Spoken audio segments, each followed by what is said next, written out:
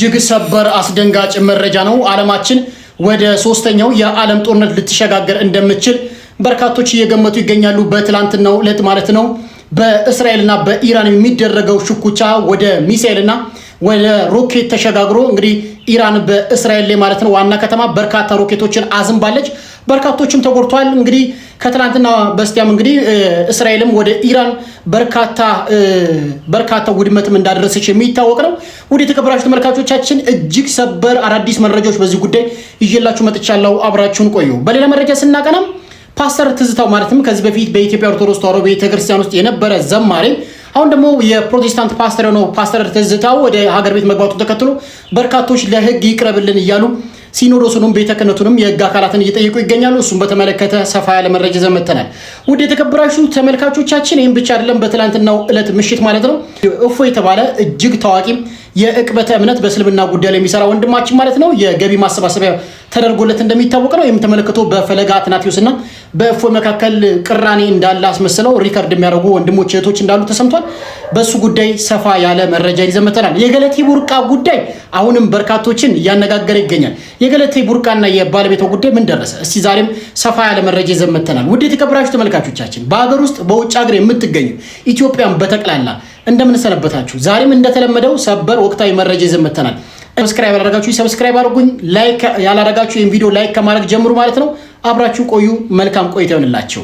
ወደ መጀመሪያው መረጃችን ስንሸጋገር ብንጸድቅም ባንጸድቅም እንኳን ክርስቲያን ሆነን የሚለውን የአባ ገብረ ኪዳን ንግግር የፕሮቴስታንት እምነት ተከታዮችን አሁንም አስቆጥቷል። ዮናታን የተባለ ግለሰብ የአባ ገብረ ኪዳን ንግግር ተችቷል። ሁላችሁም ኮሜንት ላይ ብንጸድቅም ባንጸድቅም እንኳን ኦርቶዶክስ ሆነን እያላችሁ ኮሜንቱን አጥለቅልቁት። እስቲ ይህን ቪዲዮ አዳምጠን እንምጣ። ብንጸድቅም ባንጸድቅም እንኳን ክርስቲያን ሆነን መቤቴ ሰሞኑን ብንጸድቅም ባንጸድቅም አልተባለ። ብንጸድቅም ባንጸድቅም ምን አመጣው? በእርግጠኝነት ተስፋ አደርጋለሁ ትንሽ ተቆይቶ አንጸድቅም እንደሚባል ምንም ጥርጥር የለኝም። የተወዳቸው የሰዎቻችን እንግዲህ ከሰሞኑ በድጋሚ ፓስተር ዮናታን የተባለው ግለሰብ መናገር ጀምሯል። ብንጸድቅም ባንጸድቅም የሚለውን የርዕሰ ሊቃውንት አባ ገብረ ኪዳንን አስተምህሮ ይዞ መጥተዋል። ትንታኔ ይሰጥበት አይደለም። ሊቃውንት አባ ገብረ ኪዳንን ሙሉ ትምህርት እንዲህ እናደምጣለን። አድምጠን እንመለስ። ፎሎ፣ ሼር፣ ኮፒ ሊንክ፣ ሪፖስት ማድረጋቸው እንዳይዘነጋም። ኮመንት ላይ ብንጸድቅም ባንጸድቅም እንኳንም ክርስቲያን ሆንኩኝ በሉ። ብንጸድቅም ባንጸድቅም እንኳን ክርስቲያን ሆን መቤቴ እንኳን ኦርቶዶክስ ሆን። ለምን መሰላችሁ? ይሄ ቅዳሴ እኮ የማን ነው? የመላእክት ነው። አሐዱ አብ ቅዱስ፣ አሐዱ ወልድ ቅዱስ፣ አሐዱ ውእቱ መንፈስ ቅዱስ። አሁን ይህንን ቅዳሴ እኮ የሚካኤል ቅዳሴ ነው። ቅዱስ ሚካኤልን ለመስማት አዋጅ አዋጅ! ሁላችሁም አንዳንድ ሚሊዮን ብር አምጡ ብንበላውን ማን ከፍሎ ይሰማው ነበር? በነፃ ስሙ ስለተባልን ግን ሰለቸ ነው ለመድ ነው እንጂ ይሄ ቅዳሴ የሱራፌል ቅዳሴ ነው። ኪዳኑ የሱራፌል ኪዳን፣ ማህሌቱ የሱራፌል ማህሌት ነው። ቃለ እግዚአብሔሩ የሱራፌል ማህሌት ነው። ሃይማኖታችን የሱራፌል ሃይማኖት ነው። እመቦዝ አምፃ ካላ ስባተ ሱራፌል ውጉዘ ለይኩን ይላል አቡሊዲስ በሃይማኖት አበው። ወደ ሌላኛው መረጃችን ስንሸጋገር ደግሞ ውድ የተከበራችሁ ተመልካቾቻችን ሮፍናን በትግራይ ክልል አዘጋጀዋል ያለው ኮንሰርት በአባቶች መወገዙ ተሰምቷል።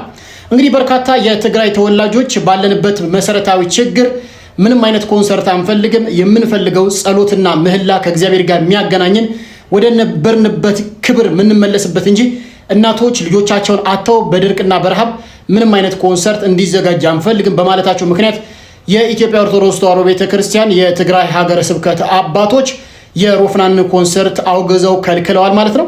እንግዲህ ሮፍናን እንደሰማው እንግዲህ ሰምታ ብዬ አስባለሁ። ይሄን ነገር በአስቸኳይ አቁመ ምንም አይነት ኮንሰርት እንዳታዘጋጅ በክብር እንጠይቃለን ማለት ነው። ይሄን አልፍ የምታዘጋጅ ከሆነ ለማህበረሰቡ ክብር የለም፣ ምሰራው ለገንዘብ ነው ማለት ነው። ስለዚህ አንድ አርቲስት ለራሱ ብቻ ሳይሆን ለማህበረሰቡ መስራት ስላለበት ነው ብዬ ማስበው። ምናልባት ዘፈን ኃጢአት ነው፣ ዘፈን ኃጢአት እንደሆነ ይታወቃል። በእርግጥ ግን ሮፍናን ደግመን የምንናገረው ነገር ግን የትግራይ ህዝብ ካለበት ወቅታዊ ችግር አንጻር ከእናቶች ችግር አንጻር ዘፈንን አረጋግተ ጸሎት ብታረጋላቸው ይሻላል።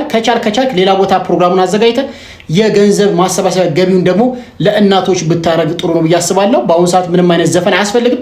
ሌላ ደግሞ የሐዋርያት ጾም ነው። የሰኔ ጾም ደግሞ በርካቶች የሚጾሙ ጾም ነው። እጅግ ትልቅ ጾም ነው። በዚህ ጾም ደግሞ ዘፈን መዝፈን ኃጢአት ነው፣ ዘፋኝነትም ኃጢአት ነው። ወንድማችን ከአሰብክበት ነገር ብትመለስ ይሻላል።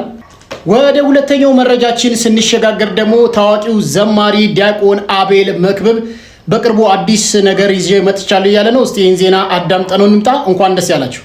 ይህ ከኋላ የምትመለከቱትን ዘማሪ ብዙዎቻችሁ ታውቁታላችሁ ብዬ አስባለሁ። ዘማሪ ዲያቆንም አቤል መክብብ ሲሆን ስለሱ የሰማሁትን አንድ መረጃን ልንገራችሁ።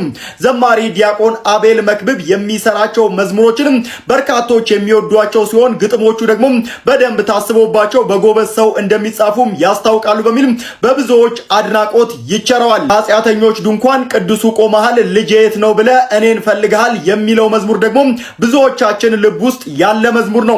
አሁን ታዲያ ዘማሪ ዲያቆን አቤል መክብብ ድንቅ የሆነ የመዝሙር ስራ ሰርቶ ማጠናቀቁን መዝሙሩም ደግሞ በቅርብ ቀን በማህቶት ዩቲዩብ እንደሚለቀቅ ሰምቻለሁ። ይህ መረጃ ከወጣ በኋላም ታዲያ በርካቶች ይሄንን አዲስ መዝሙር በጉጉት እየጠበቁት እንደሚገኙ ሐሳባቸውን እየሰጡ ይገኛሉ። እንግዲህ ወደ የተከበራችሁ ተመልካቾቻችን ዲያቆን አቤል መክብብ በኢትዮጵያ ኦርቶዶክስ ተዋሕዶ ቤተክርስቲያን አሉ ከምንላቸው ዘማሪያን መካከል አንዱ ነው። ዝቅ ብዬ ላመስግን በእኔ ቢጠቁር ሰማይ የሚሉ በጣም በርካታ ደስ የሚሉ ዝማሬዎችን ያቀረበልን ስለ ቅዱሳን፣ ስለ ሰማዕታት፣ ስለ እመቤታችን ቅድስት ድንግል ማርያም፣ ስለ ክርስቶስ በጣም ድንቅ ዝማሬዎችን ያቀረበልን ዲያቆን አቤል መክብብ በቅርቡ አንድ ዝማሬዎችን ይዞ ለመምጣት ተዘጋጅቷል ማለት ነው። በጣም በርካቶችን በጉጉት እየጠበቁት መሆኑ ተሰምቷል። ሁላችሁም በጉጉት ነው የምንጠብቀው ያላችሁ ኮሜንቱን አጥለቅልቁልኝ። ዲያቆን አቤል መክብብ ዘመን ይባረክ። ወደ ሌላኛው መረጃ ስንሸጋገር ደግሞ በሀገራችን አንድ በሽታ በርካቶችን እያስደነገጠ ይገኛል። አንድ ሕፃን መሞቱ ተሰምቷል ማለት ነው። ይህ በሽታ በንክኪ የሚተላለፍ በሽታ ነው። የጤና ጥበቃ ሚኒስቴርም ያወጣው መግለጫ አለ። ዜናውን አሰማችኋለሁ። ለሁሉም ሰው ሼር በማድረግ እንድትተባበሩኝ በእግዚአብሔር ስም ጠይቋችሁ ማለት ነው። ይህን መረጃ አዳምጣችሁ ነው። ስለ ኤምፖክስ በሽታ ዛሬ ላይ መግለጫ ወጥቷል። እስከ መጨረሻው ተከታተሉት፣ ይጠቅማቸዋል። ምክንያቱም በሽታው ኢትዮጵያ ውስጥ ስለሆነ ምልክቶቹ ምንድን ናቸው፣ ምን አይነት ጥንቃቄ ማድረግ ይገባናል የሚሉ ሙሉ ማብራሪያዎች እንግዲህ ከጤና ሚኒስቴር ወጥቷል። አለምነሽ ኩምሳ ነኝ። እስከ መጨረሻው አድምጡት። ከጤና ሚኒስቴር የተሰጠው ማብራሪያ እንዲህ ይላል። እስከ መጨረሻው ተከታተሉት። ስለ ኤምፖክስ በሽታ ከጤና ሚኒስቴር የተሰጠ ወቅታዊ ማብራሪያ። ታማሚዎች ቁጥር 18 ነበሩ። በበሽታው ከተያዙ ታማሚዎች መካከል የ1 ወር ህፃን ህይወት አልፏል። በሌላ በኩል 5 ታካሚዎች ከቫይረሱ አገግመዋል።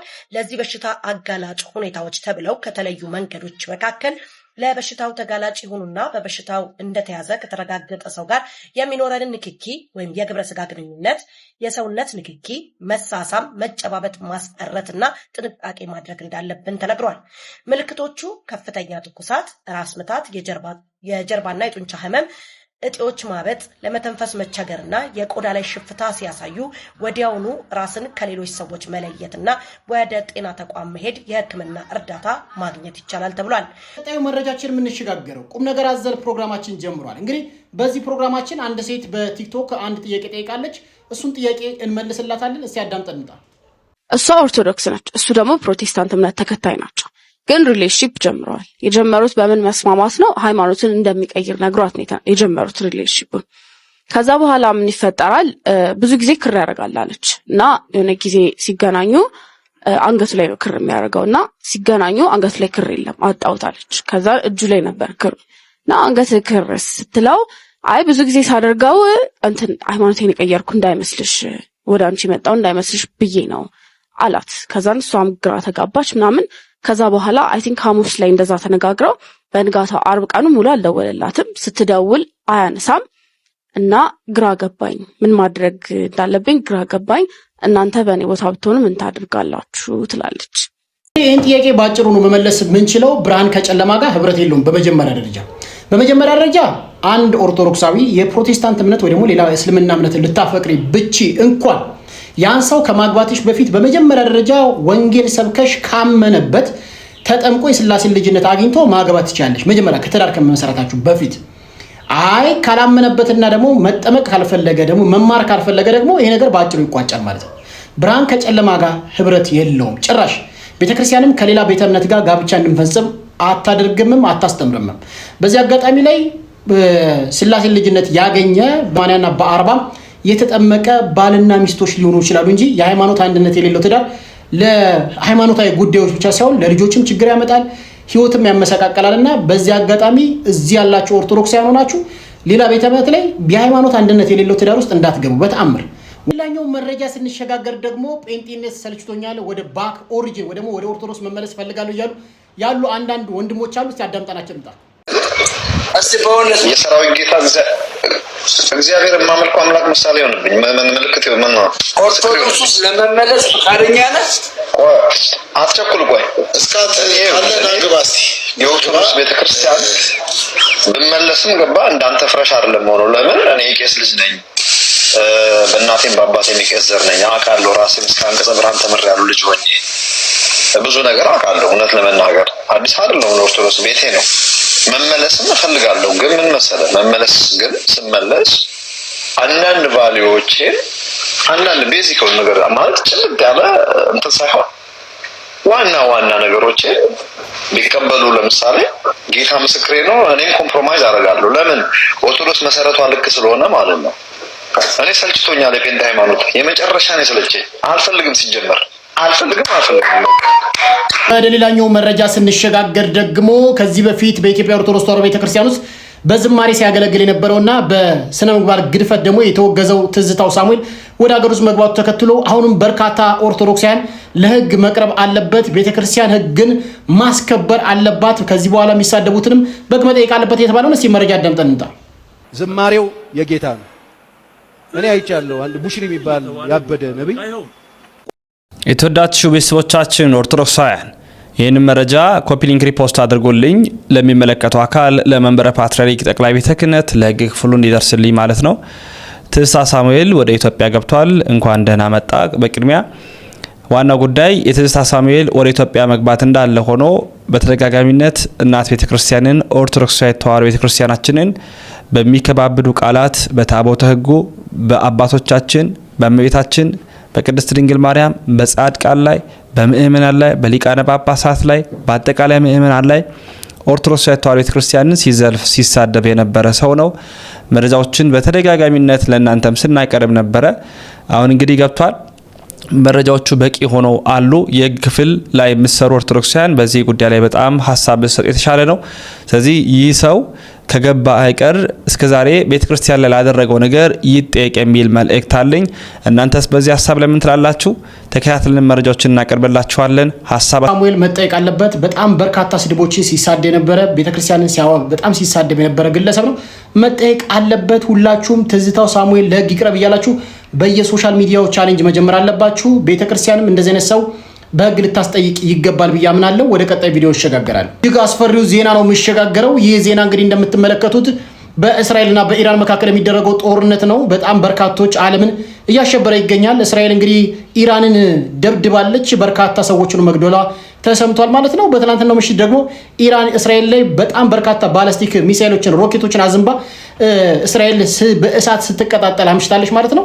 እስቲ መጀመሪያ ምን ተፈጠረ አዳምጠን እንጣ። እስራኤል በኢራን ላይ በፈጸመችው ጥቃት በርካታ የኢራን ጀነራሎች ህይወታቸው እንዳለፈ እየተገለጸ ይገኛል። ከነዚህ መካከል መሐመድ ባጋሪ አንደኛው እንደሆነ የሚወጡ ዘገባዎች እያሳዩ ይገኛሉ። ፊቱን ዓለማችንን ያስደነገጠ ክስተት ተከስቷል። በዚህም ታዲያ እስራኤል ለወራት ስትዘጋጅበት የነበረውን ኢራንንና የኢራንን የኒውክሌር ጣቢያዎችን እንደዚሁም ደግሞ ወታደራዊ አመራሮች ላይ የምትወስደውን ኦፕሬሽን ጀምራለች። ታዲያ በዚህም በርካታ ጉዳቶች በኢራን ቴህራን መድረሳቸው ተሰምቷል። በዚህ ጥቃት ላይ አሜሪካ እጄ የለበትም ያለች ሲሆን እስካሁን ድረስም በታወቀው ጀነራል ሆሰን ሳሊሚና እንደዚሁም ደግሞ ሜጀር ጀነራል መሐመድ ባጋሪ ህይወታቸው እንዳለፈ ተነግሯል። ኢራን ታዲያ ለዚህ ጥቃት አጸፋዊ ምላሽ የሚሆን ከ100 በላይ ድሮኖችን ወደ እስራኤል መላኳም እየተነገረ ይገኛል።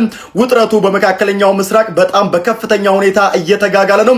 በዚህ ጉዳይ ላይ ተጨማሪ መረጃን ወደ እናንተ አደርሳለሁ። እንግዲህ ወደ ተከበራችሁ ተመልካቾቻችን እንደሰማችሁት ነው እስራኤል በኢራን ላይ ከባባድ የሆኑ ጥቃቶችን ፈጽማ በርካታ ወታደራዊ ሰዎችን መግደሏ ተሰምቷል። ትላልቅ ወታደራዊ አመራሮችን መግደሏ ተሰምቷል።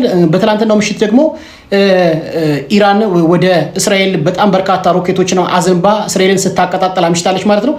የዚህ ሌሎች ሀገሮች ጣልቃ ገብነት ከገባ በጣም አስቸጋሪ ሁኔታ ውስጥ የሚገባ ነው የሚሆነው።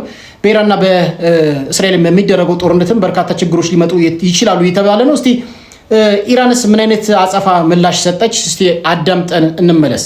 ሰበር ዜና ሰምቷል። ኢራን ስታሰብ የነበረውን በእስራኤል ላይ በቀል እርምጃዋን ሰንዝራለች። በአሁኑ ወቅት እጅግ በጣም ብዛት ያላቸውና በጣም ፈጣን የሆኑ ክሩዝ ሚሳኤሎች እንዲሁም መነሻቸውን ኢራን ላይ ያደረጉ ሱፐርሶኒክ የሆኑ ሚሳኤሎች እንግዲህ በእስራኤል ላይ ጥቃት እየፈጸሙ ይገኛሉ። በአሁኑ ወቅት የተለያዩ የኢራን ሚዲያዎችም እየዘገቡ እንዳለው ከሆነ በአሁኑ ወቅት ቴልአቪቭ በዚህ መልኩ እንግዲህ እየተመታች ትገኛለች። ከአሁን በኋላ የተለያዩ ዳሜጆችን የሚያሳዩ ማለትም በእስራኤል ሀገር የተፈጸመውን ነገር የሚያሳዩ ኢሜጆች ይወጣሉ ተብሎ ይታሰባል። ነገር ግን በአሁኑ ወቅት እንደታወቀው ከሆነ እጅግ በጣም ብዛት ያላቸው ባሊስቲክ ሚሳኤሎችና እንዲሁም ክሩዝ ሚሳኤሎች በጣም ፈጣን የሆኑ ሱፐርሶኒክ የሆኑ ሚሳኤሎች እስራኤልን እያጠቋት ይገኛሉ ማለት ነው። አዲስ ነገር ካለ ለእናንተ ማሳወቃችሁ ይሆናል።